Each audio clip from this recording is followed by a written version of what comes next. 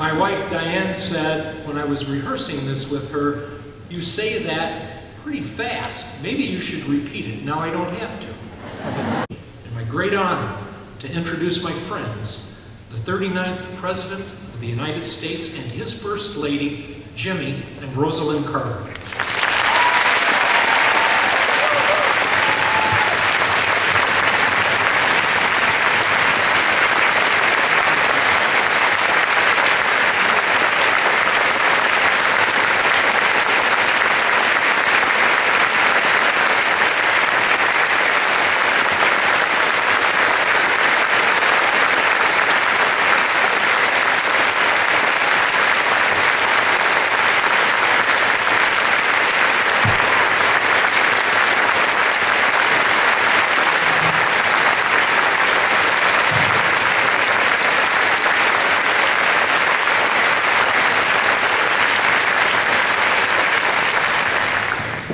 Well, thank you very much for coming tonight, and Brent, thank you for those beautiful words. And I'm sorry that Renee took part of your speech, but I have to say that Brent took part of my speech. So when I look at this audience, I can hardly see tonight. It reminds me of my favorite cartoon that was in the New York Times, New Yorker magazine last year. This little boy looked up at his father. He says, "Daddy, when I grow up, I want to be a former president." Well, I made former president, but I wouldn't have done it if the people of Iowa hadn't put me on the road to the White House. So thank you very much.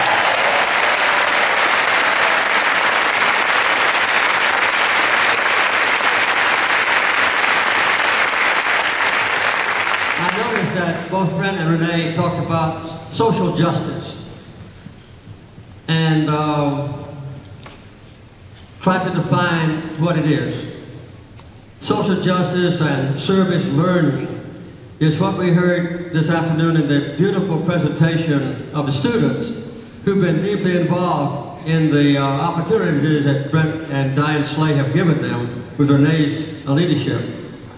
It was truly an emotional experience for me and Rosa to hear the students make their report on specific projects that they had undertaken in other countries and throughout Iowa and in just the immediate neighborhood around this great university.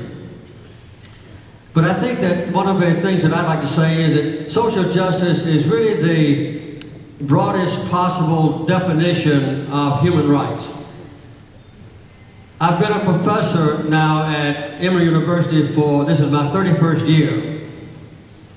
Ever since I was involuntarily retired from the White House by the 1980 election. And so I deal with students a lot.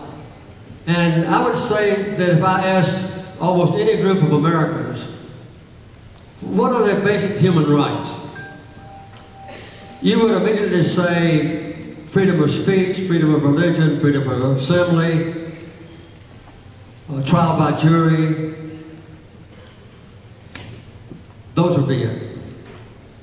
But in the areas that we serve, particularly in Africa and in the poorest countries on earth, they would say, I think the most basic human right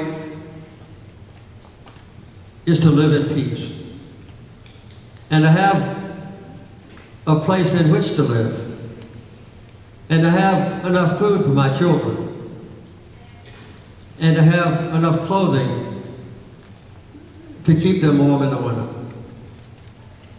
And the people who would make a response like that quite often are living on an income of 50 cents to $1 a day.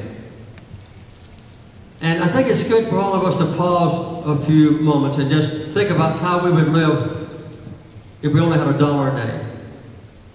If you paid for housing and you paid for food you had to have, if you paid for clothing, there wouldn't be anything left for education or health care or self-respect or human dignity or hope that the future would be better. So I think that's what social justice is doing here in this wonderful university as its students take advantage of the opportunity. And it's basically what Rosalynn and I have done for the last 30 years. When I did leave the White House, we established the Carter Center, and I've been asked, and Rosalynn asked tonight, to give you a brief description of what we've done during the last 30 years. This is an illustration of what we can inherit, having been the leader of the greatest nation on earth, and how that experience and that influence has helped us to reach out to others in a very exciting and challenging and unpredictable and gratifying way. It hasn't been a sacrifice. I don't want anyone to misunderstand us about that. But as Brent has pointed out, we try to bring peace to troubled countries, and we negotiate between people in one country that are on the verge of a civil war or already involved in conflict. And we try to resolve conflicts between two countries that are next door to each other. And sometimes we try to reach out to people that are not friendly with the United States. Rose and I go to North Korea. We go to Cuba. We go to Nepal. We meet with the Palestinians who are members of Fatah and also the members of Hamas.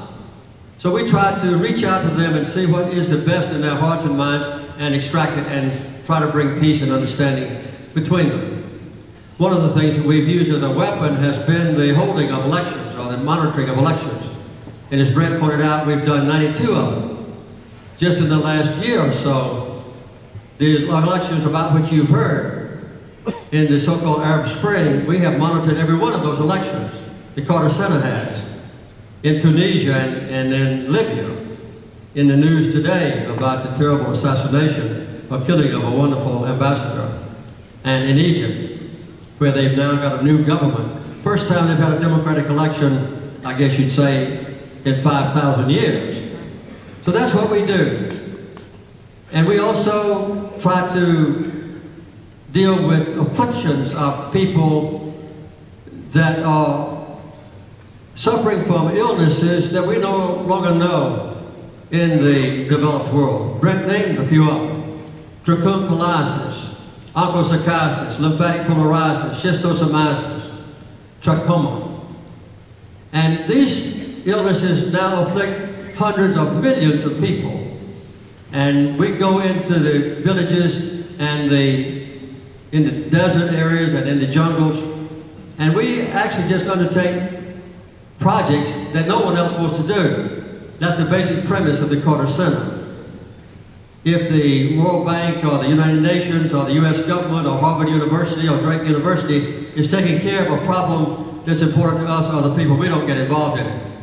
We don't duplicate what other people do or compete with anybody else. We just fill vacuums in the world. And that has put us into these diseases, which the World Health Organization calls neglected tropical diseases. And so that's what we attempt to do. One of the diseases that we attack is dracunculiasis or guinea worm. We started out with this disease in 20 nations in the world, 3 countries in Asia and the rest of them in Africa. We went to 26,500 villages. We've been to every one of them, either we or the people that we've trained. Not Jimmy and me. Not Rosa and me, but people that we've trained or sent. And we found 3.5 million cases of guinea worm. And this year we're down to, we won't have any more than 600 cases this year. And almost every one of those are in southern Sudan.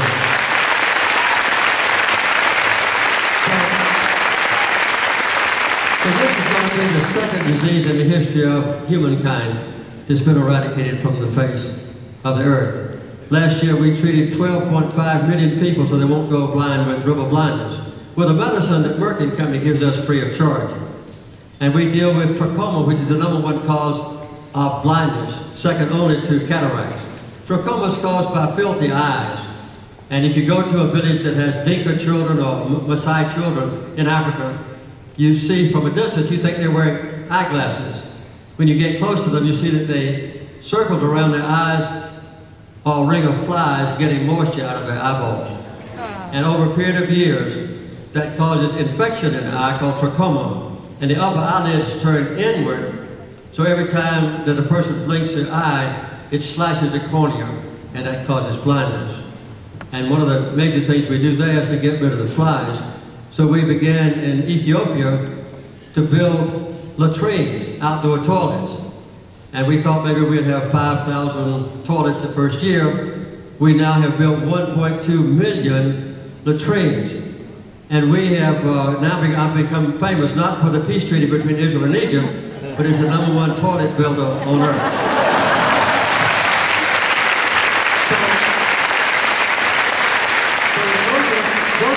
Things that we do, and we'll get to other things when you ask questions about anything you want to at the end. But I would say that the #1 thing that the Carter Center has done is what Rosalyn's going to talk about, that is mental health. And let me say quickly that if in the last 30 years the Carter Center hadn't done anything except support Rosalynn Carter in her mental health program, everything would have been worthwhile.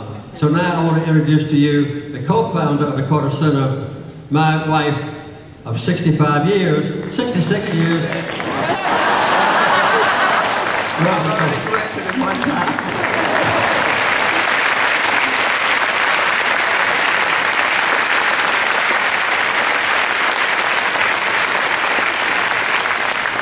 Well, I am so glad to be back in Iowa. I love Iowa.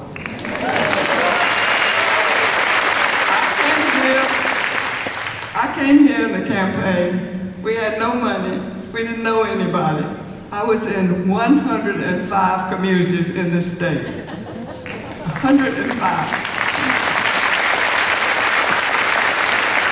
We had to ask somebody to have a coffee for us. And then we had to ask if we could spend the night. But it was so much fun, and I had been keeping our books in our farm supply business. I could go to a farmhouse and they might have 6 people. This was in the beginning, it got a little bigger. I could tell them the price of corn. We had a corn shelling plant. I could tell them what kind of fertilizer. I knew what kind of fertilizer they used. It was so much fun. I just loved it. And then the crowds got bigger and bigger, and you know what happened. We love Iowa. Well, I have worked in, but I might say first that we consider human rights to be the kind of umbrella over everything we do. We work consistently to try to make life better for people in the world. And one of the things that I have, which everybody's talked about, is my mental health program. I have worked on mental health issues for 41 years.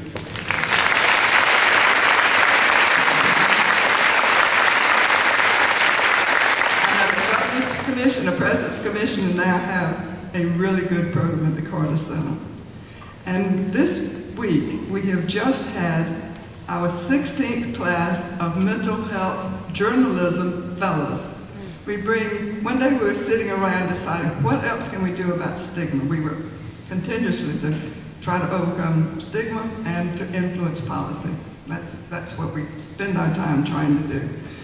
And we were sitting around, what else can we do? And somebody said, well, since the media have such an influence on how people feel about mental illnesses and people living with mental illness, that maybe we could bring some here and let them know, educate them, let them learn about mental illnesses. And what we know today is that the overwhelming majority of people with mental illness can live full, productive lives in their community. With research, we've learned so much about the brain, and there should be no stigma, no shame for somebody that's having a mental illness. So we bring the journalists in. We've even gone international with our program. The journalists apply with a subject. They don't lose their job. They come to us in September every year and tell us what they're going to write about. They've already told us the subject. They tell us what they plan to do. They come back the next year and tell us what they've done. So we have 2 classes, and we've gone international. We started with New Zealand, and we had them for 5 years. We financed that program. We give the fellows a stipend. We financed that program for 5 years, and then they are on their own, and New Zealand now has a really good program of fellowships for journalists. Then we went to South Africa, and South Africa now is on their own, and they have sustained their program. Then we went to Romania. Romania has one more year with us, and we're working with them now to help them find people to sustain the program in Romania. And it was really wonderful listening to the two from Romania, because there had never been a good article in the paper about someone living with mental illness. And they say now it's just a topic that everybody talks about, which makes me feel so good. I mean, good things about them. And we just chose our next country because I think next year might be the last one for Romania. So we have had two from Colombia in South America this time, and we're going to start a program in South America. And we've also gone international with a mental health program. This is the first time we've done that, is to go into a country and begin a mental health program. And you'll see my bracelet right here. Our country is Liberia. The Carter Center has lots of programs in Liberia, and the people have been at war there for 15 years. And we wanted to see if we could go and work with their health people and establish a program. We found out that there was one psychiatrist in the country. And so we have graduated now 3 classes, we've been there 3 years, of psychiatric nurses and physician's assistants. We now have 63, and we have one in 14 out of the 15 counties in Liberia. They come from the county, they have to be nurses, they come from the county, they go through our training, and then they go back to the county to work. And with our next class, we'll have one from that last county, so we're going to do 150 in all. And so I'm excited about that program. This one says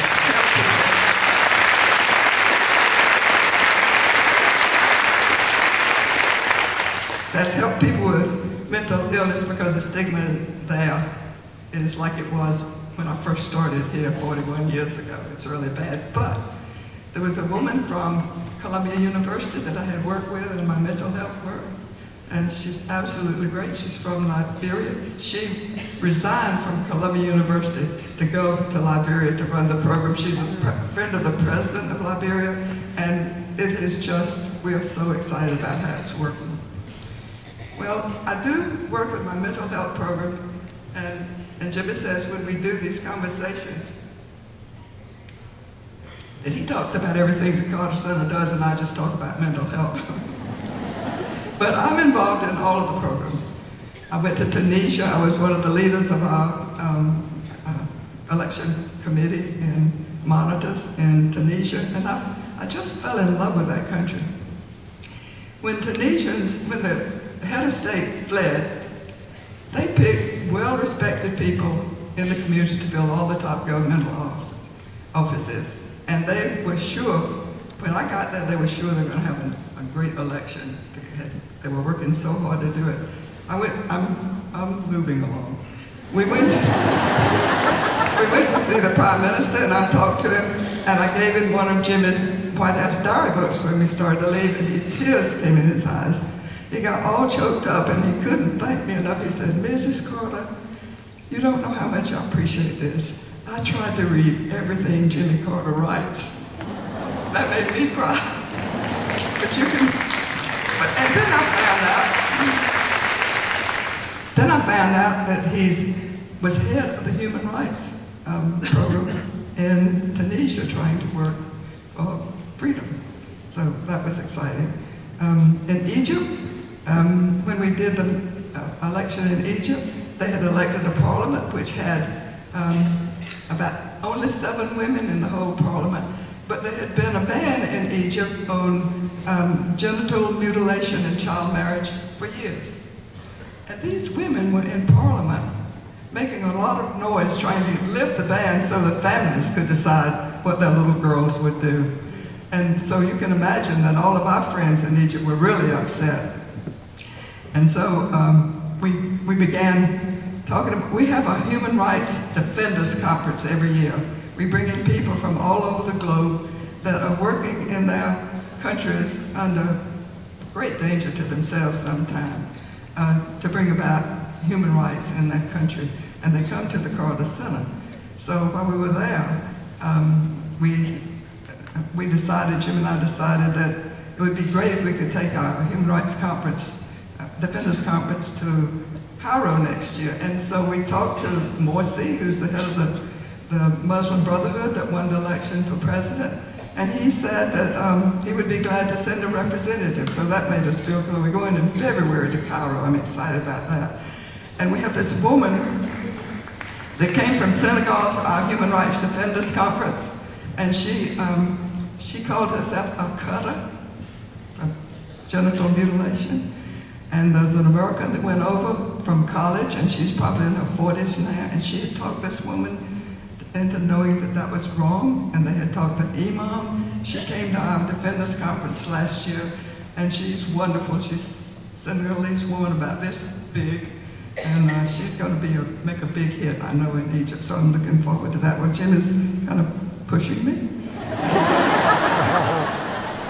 I was supposed to talk to her 10 minutes. I think I went over my time, but anyway, we're so glad to be here, and now we're going to ask some questions.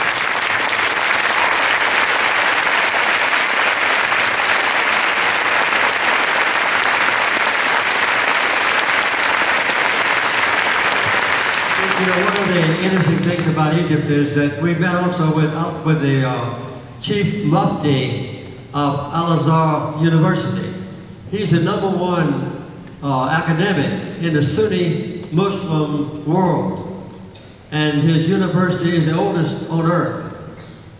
And it has 120,000 students. So he is the leader of the Muslim majority, the Sunnis. And he is preparing a special presentation to soon be issued on women's rights. And he's going to cooperate with the Carter Center next year. So we're trying to get the major religious organizations to insist in their own faith that women are equal in the eyes of God. And that's a very major topic.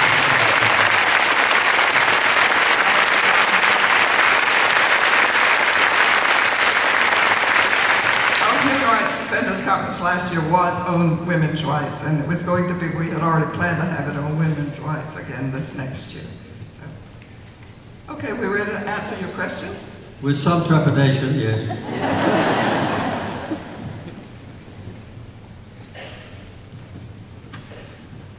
Yeah, we can't see anything, so we're going to have to just listen.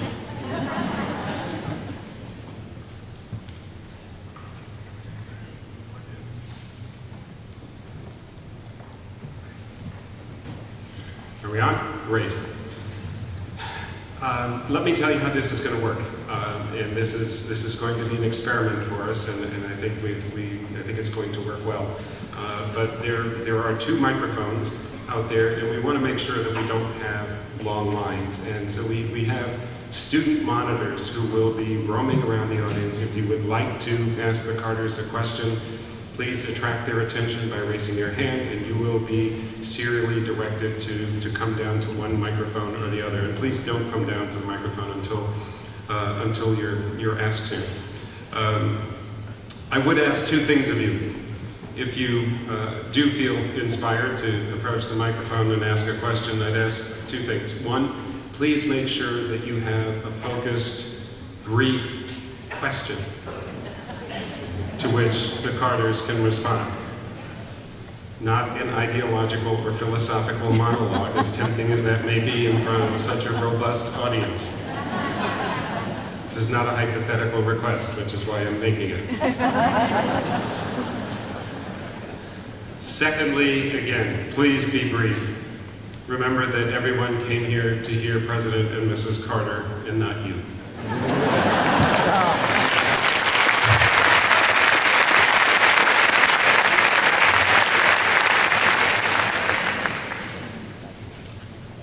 There have been times in the past when I've made this request and it hasn't been honored. If it looks like it's about to not be honored, I'll remind you of it, and if that doesn't work, the sound technician and I have an agreement. So with that, let me turn it over to those of you who would like to ask President and Mrs. Carter questions, and I look forward to the discussion. I'll be right here, sir. Okay. Are we ready? We're ready. President Carter, I'm a former ecumenical accompanier with the World Council of Churches and spent 3 months last fall in Area C in the West Bank in the South Hebron Hills. I have been monitoring since then a deterioration in human rights with demolitions and dispossessions and harassment. Since you will be going to Jerusalem soon, I would like to ask you if you can raise the issue of human rights in Area C with those people you speak with, particularly in the South Hebron Hills. Thank you. Well, I appreciate that question. As a matter of fact, at this point, about the only organization that I know of in the world that's still trying to work for peace for Israel and its neighbors is the Carter Center. Because the United States government now, for the first time, is not making any attempt, and we haven't for the last 2 or 3 years, to bring the Israelis and the Palestinians together to negotiate a peace agreement based on a two-state solution. That is, Israel within its own borders and the Palestinians within their borders of the West Bank. And so this is something that we're doing.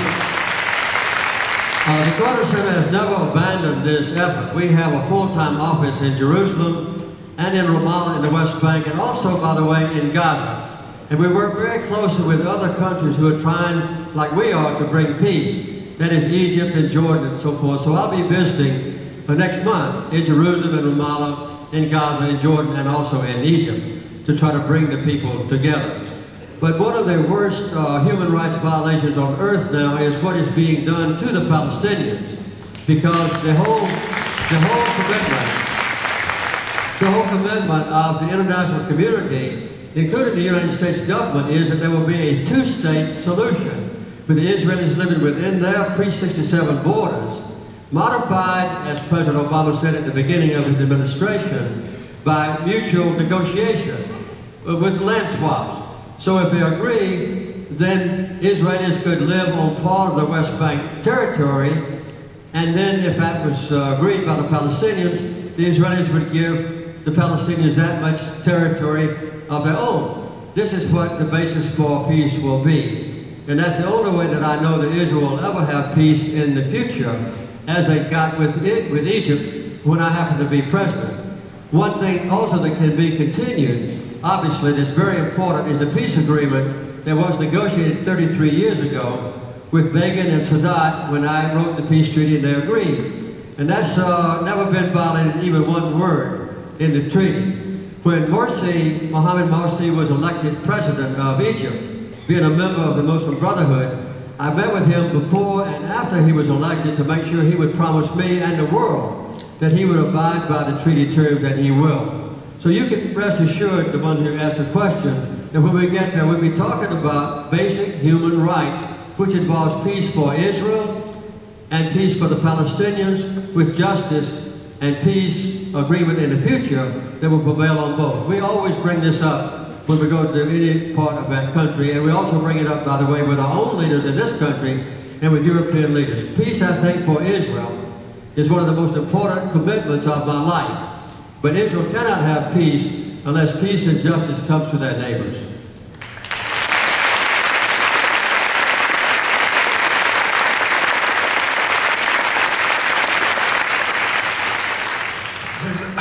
President and Mrs. Carter, hi. Dr. Alan Koslow, I want to thank you first. I just got back from South Sudan helping the United Nations High Commission to set up 5 refugee camps for 150,000 refugees, and I want to thank you for your work there. But my question is actually closer to home.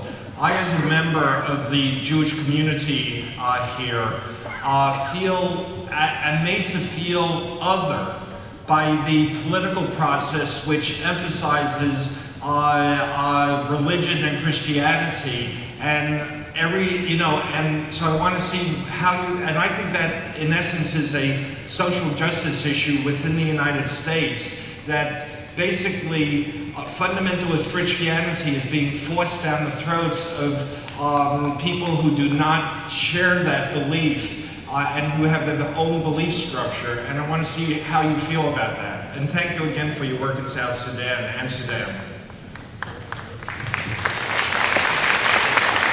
Well, I think the essence of fundamentalism, no matter whether it's in religion or not, fundamentalist Christians, fundamentalist Jews, fundamentalist Muslims, and so forth, I think would all come under the basic umbrella of believing that they are special in the eyes of God. And that when they say something or believe something, it also represents the sole will of God. And that leads to the next step, that is, anybody who disagrees with me is also disagreeing with God. And therefore I am superior to them, and in extreme cases, I treat you, since you are so wrong, as a non-human being whose life is not worthwhile.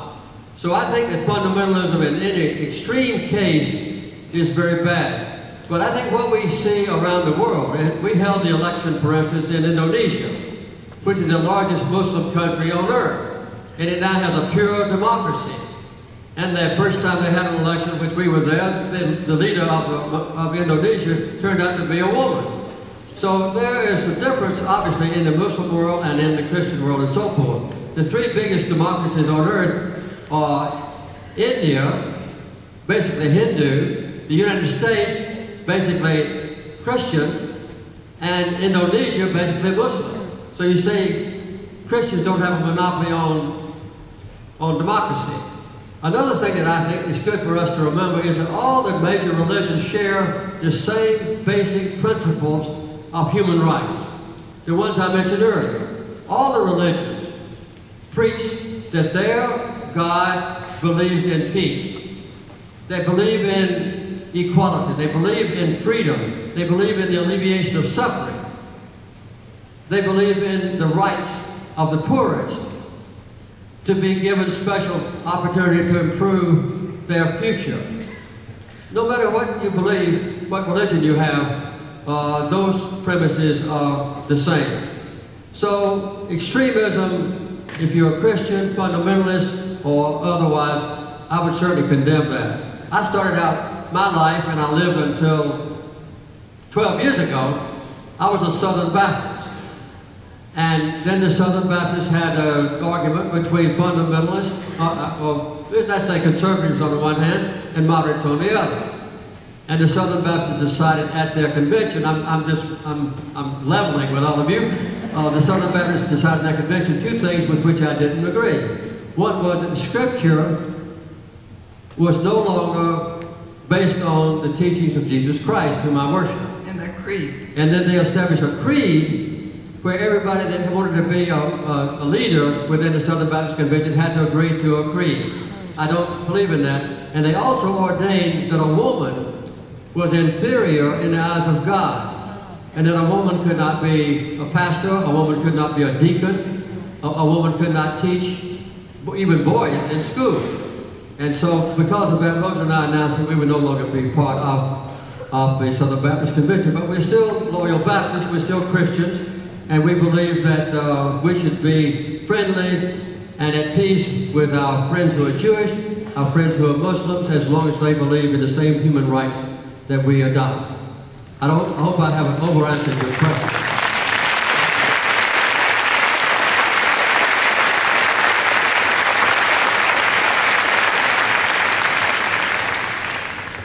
Thank you, President Carter. I thank you for trying to bring social justice and improve the human rights all over the world. What did you do to help the persecuted and oppressed Christians in the Middle East, especially Egypt and Iraq? Thank you. Well, as you may or may not know, there was a substantial Christian community in Iraq before the Iraqi war broke out. As a matter of fact, one afternoon my wife and I were at home in Plains where we live, and the leaders of the Muslims, the Sunnis and the Shia Muslim faith came to our home along with the chief leader of the Christian community as well. And so in Iraq for centuries, Sunni Muslims Shia Muslims, Christians, and a few Jews had lived in harmony. I would say the best example of that in any country I've ever been to was in Syria, before the recent outbreak of violence erupted. So everywhere I go, representing the Carter Center, if we get to be accepted in a community as friends because we're working on health problems or trying to bring peace and so forth, I always reach out to the Christian community. One of the most vivid examples of that was when I was in the White House, and Uganda had a dictator named Idi Amin. Maybe some of you would remember Idi Amin. He was one of the most oppressive dictators that ever lived in the world. And I condemned Idi Amin's persecution of his own people. He wanted to lash back at me. So he captured every one of the Christian missionaries serving in the rural areas of Uganda. And he announced to the world, and particularly to me personally, that he was going to kill one Christian every week until I apologized to Idi Amin for condemning his human rights policies. I didn't know what to do. So I called the king of Saudi Arabia and asked him to intercede. So the king of Saudi Arabia induced Idi Amin to release the Christians, missionaries, if they would leave Uganda. And eventually Idi Amin agreed. There were 53 of them, and none of them left Uganda. They all decided to stay there and continue their witnesses for the people in Uganda. So wherever we possibly can, Rosa and I try in Egypt, which is now about 10% Coptic Christians, and in other countries where they are persecuted, to help not only Christians, I would say, but also people of other faiths who are living in a minority. I'll add one other thing that's interesting. I'll be very quick. There were a group of Syrian Jewish men living in Brooklyn. And I had a very good friend who was the congressman from Brooklyn. And these Syrian Jewish men couldn't find any wives. And their religion, Syrian. Yeah. Anyway, I'll have to explain this to Rosalynn afterwards, but anyway, the congressman came to see me, and I knew President Assad in Syria. So I went and talked to him about it, and he said he would send 100 Syrian Jewish women to Brooklyn and see if they could find husbands. So he did that, and 30 of the men and married women from Syria, and the other 70 women went back home. And so I became a matchmaker for Syrian Jews. So no matter what your minority is, I try to help them.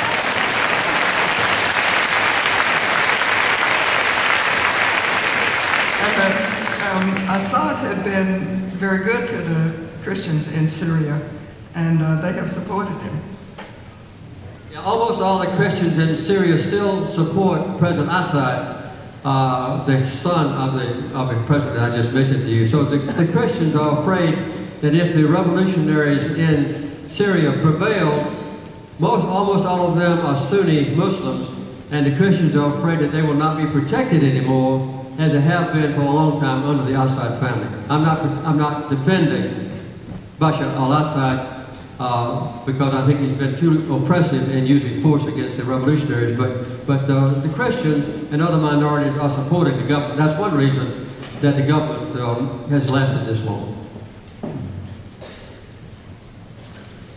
President Carter, this question comes from our online community. We have a question from Kevin, who is a current Drake graduate student in the School of Education. So just background, Drake has been encouraging Facebook and Twitter users to ask questions. So we've got this from a Facebook user. And Kevin's question is, our U.S. education system has come under great scrutiny in the last 10 years with no child left behind legislation and educational reform. What do you feel are the keys to building a strong American educational system that prepares our students to compete globally in a way we never have had to do before? Well, as you all know, in the past, I would say that America had one of the best education systems on earth. When I was president, I thought that the best higher education system was possibly in California. But no matter about that, I think the great universities in this country, including Drake, are still the best on earth. And this is proven by the number of foreign students who come here for their education from China and from other nations as well. I met some Malaysian students here who were studying at Drake while I was eating supper tonight. But as far as the elementary and secondary education in our country, it has really gone downhill in recent days. I think part of the reason is that parents, I'm not blaming all the problems on educators, but one is that there's not an adequate amount of money still going to the schools to keep them abreast of modern developments. When I was a young man just home from the Navy, one of the first jobs I got was to be appointed to the Board of Education. And I soon became the chairman of the Board of Education during the segregation to integration years. It was during some very difficult times. And then and now in my own county, the Board of Education can levy its own tax millage independently of anybody else just to support the schools. And we had a sharing proposition. So I would say that there are 2 or 3 things that can be done. One is for the teacher unions not to protect the teachers, but to devote their attention to protecting the rights of the students. And I think it's very good. I think it's very good to have some kind of a test on the quality of teachers, maybe based in part of their income, on how well their students do. This has to be done with a great deal of care, because there are obviously areas of Georgia, for instance, that have a great population of African Americans. In fact, the little town where Rosa and I live are about 2/3 African Americans. And they haven't had a chance in life, like most of the white people, to benefit from long years of good education. So there has to be special attention given to that. But within the same school, I would say that you can judge whether the teachers are good. And so I believe that the competition that's now being proposed by the federal government is being helpful in letting the states compete with each other to see who can make the most improvements. Another thing that has concerned me lately, which I don't condemn, is the special schools that are set up for more privileged students. And every time we rob a low-income school of part of its income because the bright students and the rich students leave, we need to compensate those poor students' families and let them have better education. So it's a very complex issue that I don't think anybody will solve.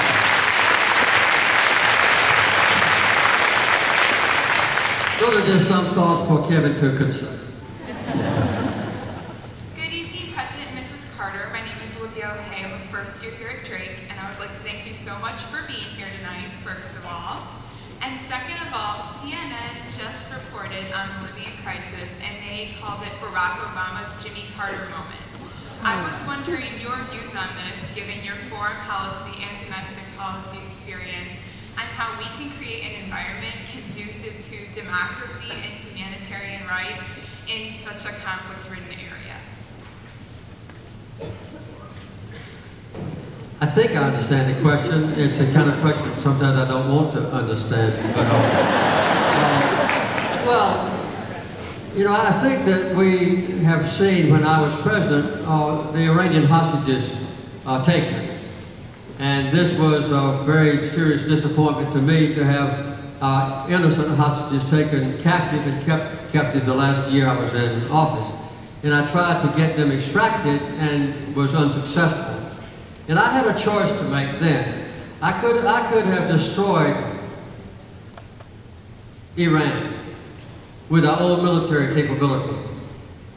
But in the process, I would have killed tens of thousands of innocent Iranians. And so my commitment was to do 2 things. One was to make sure every hostage came home free and safe, and the other one was not to kill any innocent people in the process. So I had advice, I wouldn't even exclude my own wife, who thought that I should go and take military action because it would show the macho demeanor that many people like in an American president. Go to war and you're kind of a hero. If you stay out of war and preserve peace, you're too weak. So we decided to negotiate with the Iranians, and it took a long time. The last 3 days I was in office as president, I never went to bed. I stayed up full-time negotiating with the Ayatollah Khomeini, and eventually every hostage came home safe and free, and never did we lose anything.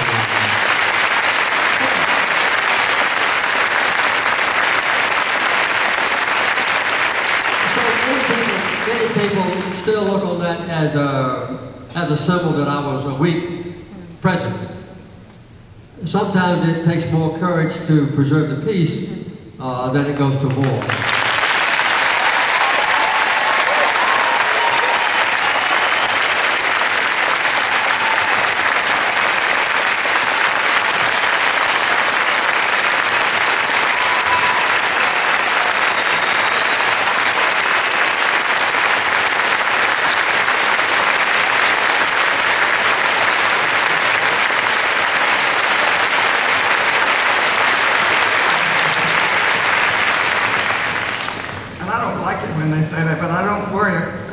I'm so confident that Jimmy was a good president. Jimmy worked with the Republicans and the Democrats. He passed more legislation than any president since Lyndon Johnson, including the ones up until today. And I just wish Obama good luck. And I had as much courage as Jimmy Carter had.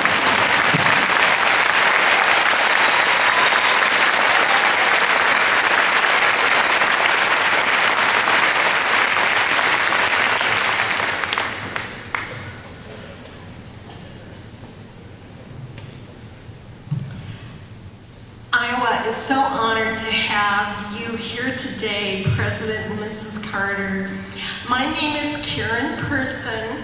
I am the co-chair of the Sentencing and Corrections Committee for the League of Women Voters of Iowa. I am particularly concerned about Iowa's prison population. We have quadrupled over 20 years. However, many of those bed spaces go to the mentally ill. Over 40% have been diagnosed with serious mental illness. Any thoughts about what to do with the seriously mentally ill in our prison situation?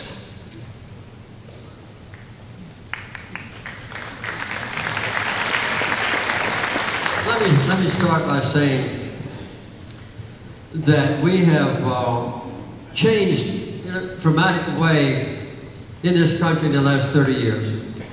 When I was governor, and when Robert Ray was governor, we tried throughout the nation to minimize our prison population.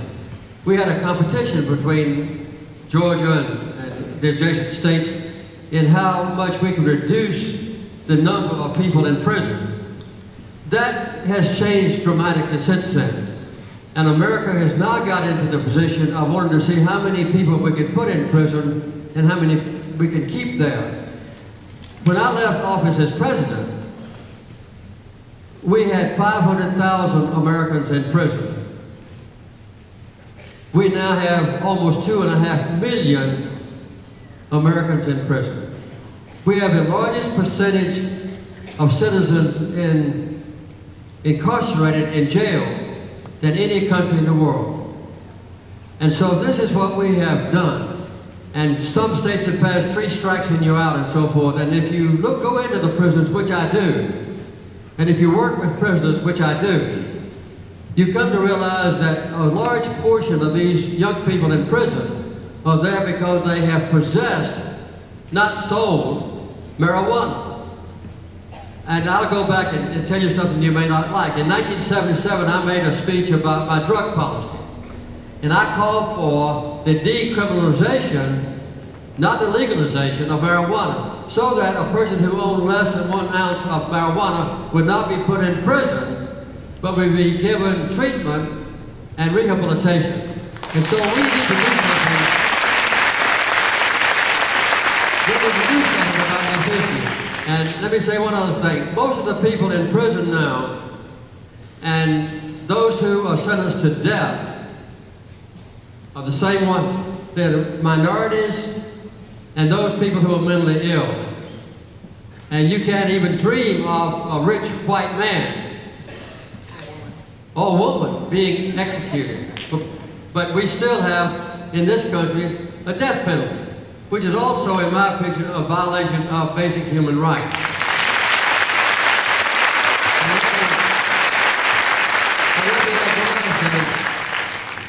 The largest mental institutions in this country, I'll let Rosa finish the sentence. He was taking my remarks.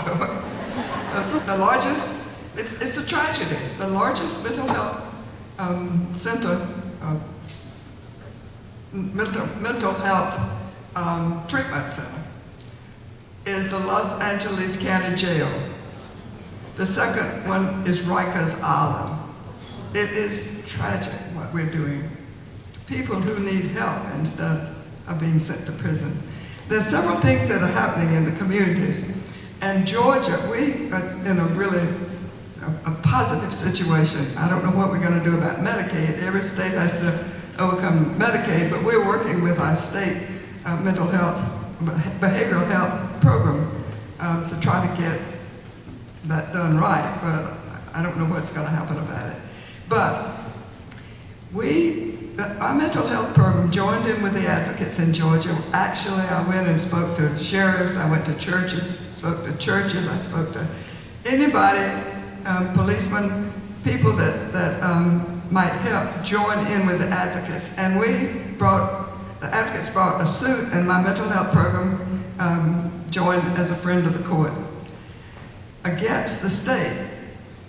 They were already under one federal suit, but anyway, we deliberated, we got everybody to the Carter Center, we worked with the state and the federal government at the Carter Center, and the judge finally ruled in our favor.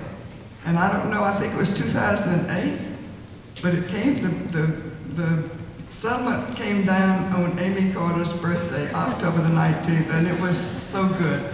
We have to now provide community. It was because of the treatment in our mental facilities in Georgia. We now have to have a place for every adult that comes out of a hospital to go, to get service in the community. And we actually got an increase in funding for mental health in our state because they had no choice. They're having to do that. We're monitoring it really closely. And in the meantime, when we were doing that, we had this one person who developed a vision of what would be a perfect mental health system if we could get it. And we have a chance now in Georgia to do something about that, and we have a possibility of that making a model for the country. But mental health community is moving toward community services now, and also to integration, so that people go to one place and get help for physical or mental illnesses. And I think that's going to help overcome stigma too. But integration and recovery. So our mental health system is moving in the right direction. If we can ever get over the stigma, and which hurts so much, and it keeps people from developing good programs. It keeps legislators from making the right decisions. And so I'm really, really concerned about the situation about the prisons, but I'm doing all I can, and so is the mental health community that I work with, which is the mental health communities in the whole country. We have people from all over the country, and federal and state officials that come to our meetings, and so we're trying to do the best we can. But the sad, sad part is you can get money for prisons, and you can't get money for mental health services. It's a tragedy.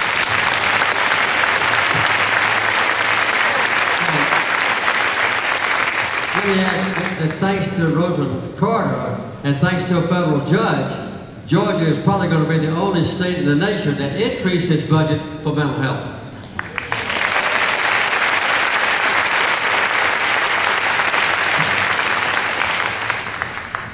President and Mrs. Carter, good evening. Thank you for being here. President Carter, I've always regarded you as a voice of reason in our country that's, in these times, it's so lacking. My name is Greg Hellenstein. I'm a political communications professional, and not a day goes by where we don't see a new ad, a new video, a new tactic that makes me want to quit, you know, join some cleaner profession like cleaning sewers.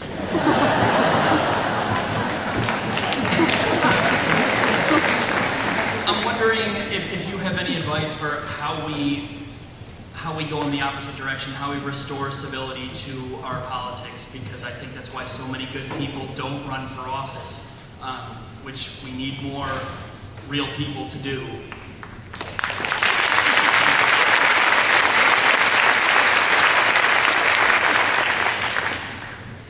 Well, as Brent pointed out, and as I've repeated, the Carter Center has monitored 92 elections in the world, all of them troubled elections.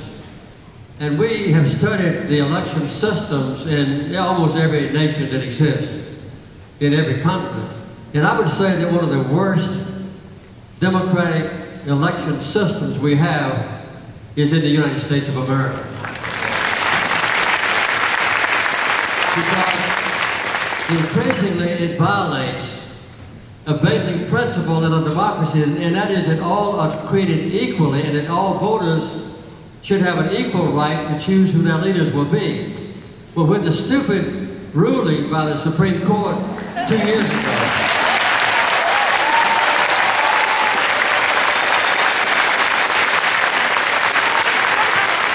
we now see the elections flooded with money from very wealthy people and corporations, some of them owned by foreigners, that shape the outcome of our primary season and also the general election. This is a new development.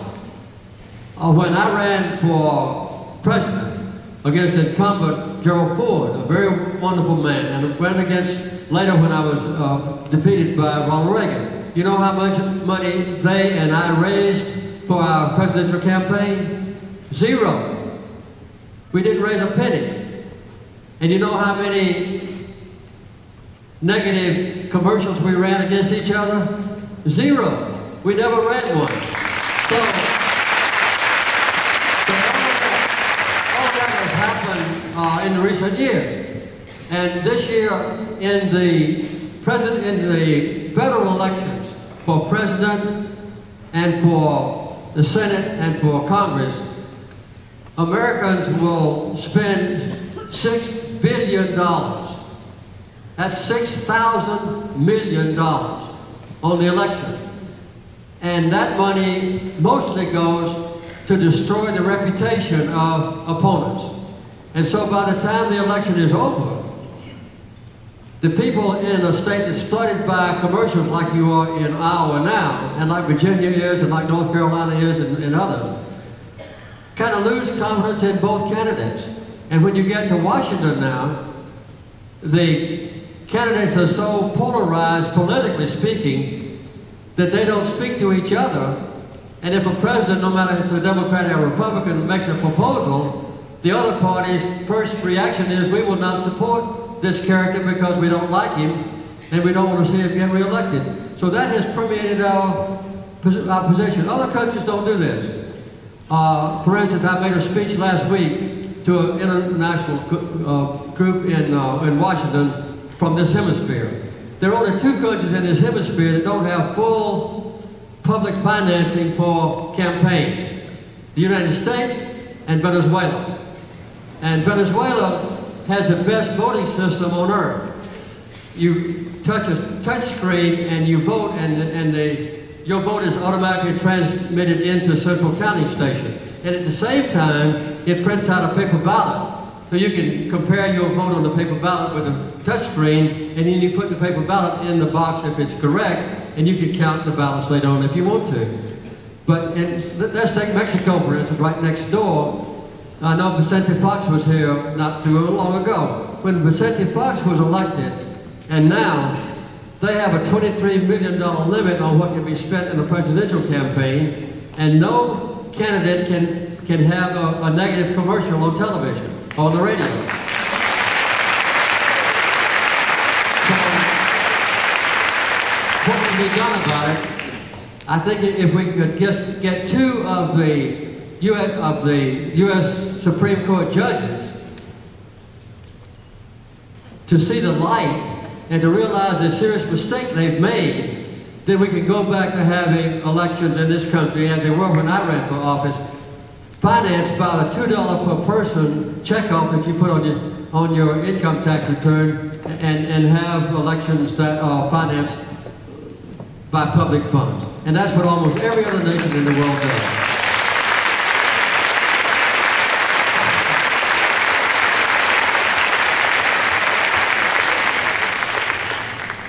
I've just gotten a signal from the person who runs your world that we have time for one more question. Is that correct? So this will be the last one. Yes, first of all, thank you very much, President and Mrs. Carter, for coming to Drake University. My name is John Olson, and as experts in running open and honest elections, one, what is your opinion of the voter ID laws that are in 17 states throughout this country?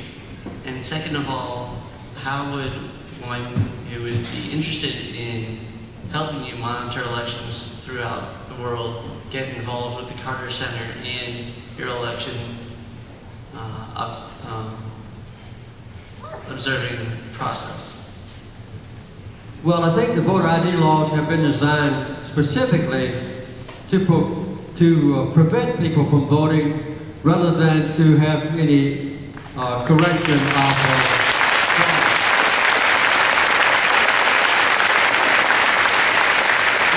if you look at the court records for the last 15, 20 years, there haven't been more than 5 cases of people imitating somebody else and trying to vote that were convicted.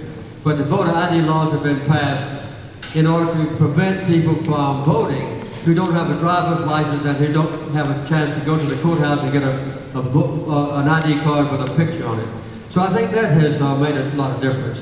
As far as monitoring elections is concerned, we generally send in about 6 long-term observers into a country months before the election is scheduled to monitor the qualification of candidates, the registration of voters, the preparation of the campaign, and to make sure that everything is honest and fair. And then we bring in about 80 or so observers on a short-term basis, and that's where you could come in to go to the country about 5 days in advance and then be scattered all over the country to observe what goes on election day. Rosa and I generally go to the capital city, and we get reports from all our observers to come in to correct any mistakes that are being made.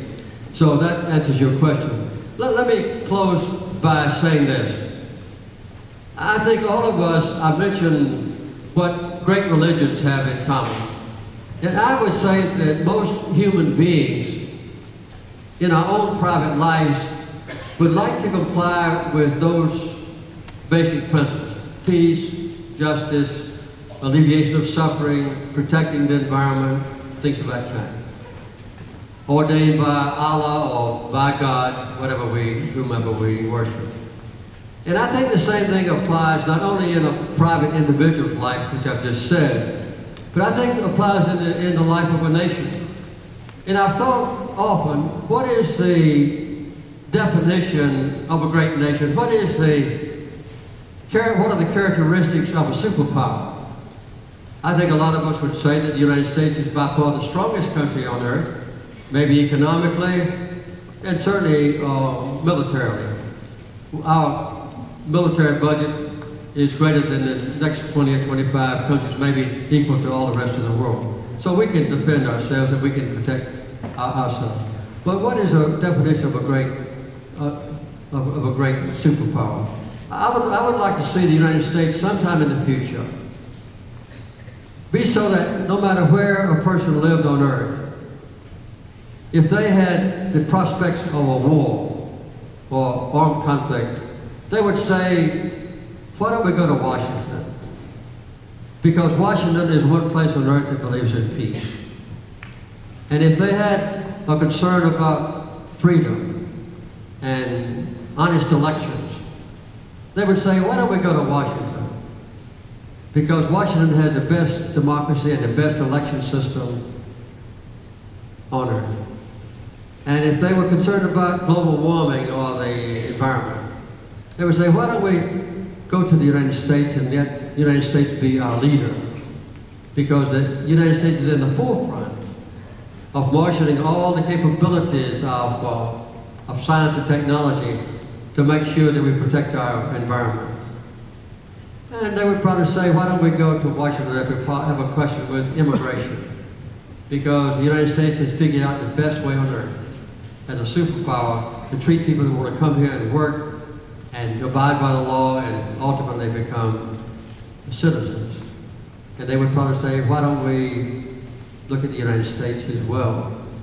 Because the United States is the most generous country on earth. I think those are the characteristics of a superpower.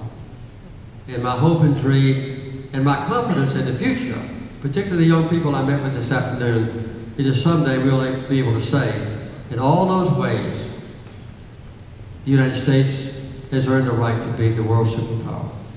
I have confidence in that. Thank you.